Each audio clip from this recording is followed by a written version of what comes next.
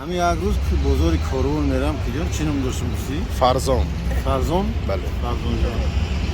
Як дидим як мардак ҳамҷа гилмехи тобуроро банду нухта ва антари чиз фурӯхтеста.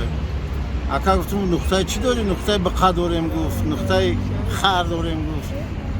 Хай гуфтам нухтаи хар табте бинем. Хай кӯдак будем қишлоқда ва падармон ёд дода буд нухта мекардем харора. Хай бисёр нухтаи бақувват ва шайбаву бор задагӣ оилаи бақувват. Хай хирсан шидем ки ишон нифсиё патерина да. Ҳамин хел устод дорем.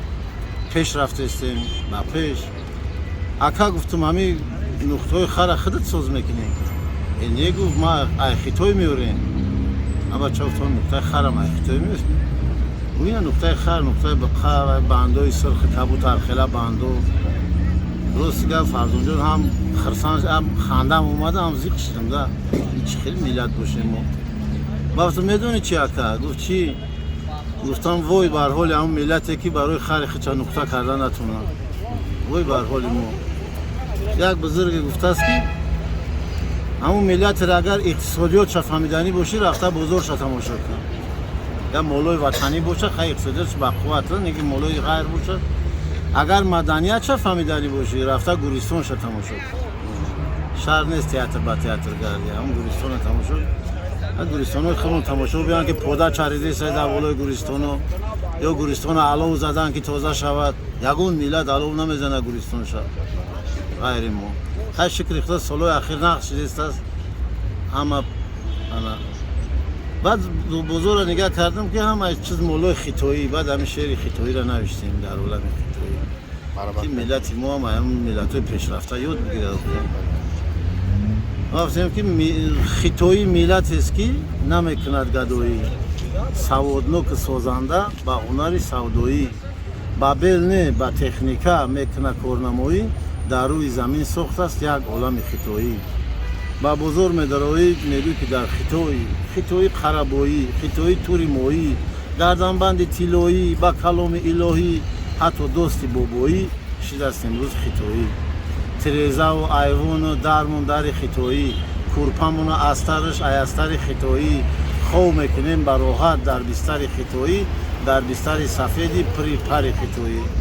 Хитоӣ мехи сӯзан, хитоӣ корди суян, хитоӣ либоси тан, хитоӣ пӯш марди зан. Мепарастем туву ман, хитоира то мурдан, баъди аз ин ҷо рафтан, хитоӣ сони кафан.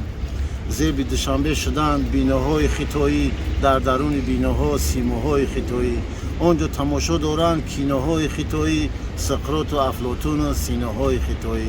Рӯмоли сар хитоӣ, мушки амбар хитоӣ, зар зевар хитоӣ, миҷаи духтар хитоӣ, санги мармар хитоӣ, теғи тавар хитоӣ, меваи тар хитоӣ, нухтаи хар хитоӣ.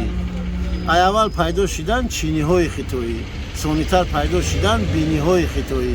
Худоҷон сабук кунад қиниҳои хитоӣ, илоҳи мо набинем ҷиниҳои хитоӣ. Дар палос хитоӣ, сар либос хитоӣ, тӯпи карбос хитоӣ, кадуи ноз хитоӣ, камри насос хитоӣ, ҳам пиласос хитоӣ, телехи боз хитоӣ, арзи сипос хитоӣ.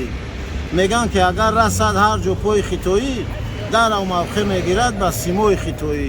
Мутобиқ мешавад чун занбурои хитоӣ, гӯӣ ки аз қадим буд ин ҷо ҷои хитоӣ. Ай Аловдин да зурай ҷеки чани хитоӣ, моро ба як нур занад партизани хитоӣ. Аз бас ки савод дора марду зани хитоӣ, худаму нон мемонем дар даҳани хитоӣ.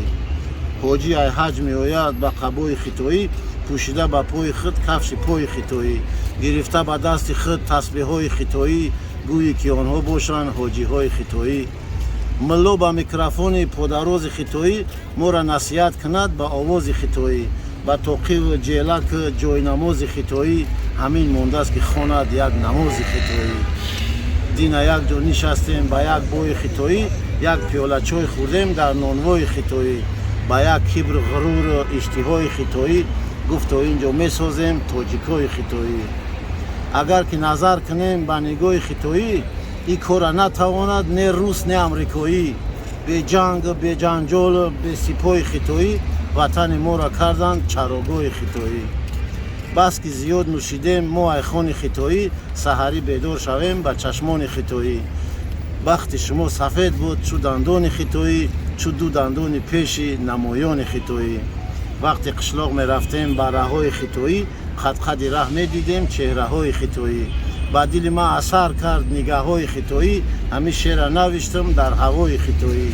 бигзор бошад зарифӣ, чалаи мо хитоӣ, печида дар гирди сар, саълаи мо хитоӣ, ё шавад уҳдабаро, калаи мо хитоӣ, вале ҳаргиз нашавад аълаи мо хитоӣ. ин шеъри хитоӣ буда, ин чӣ қадар заиф будани иқтисодиёти тоҷика нишон медиҳад.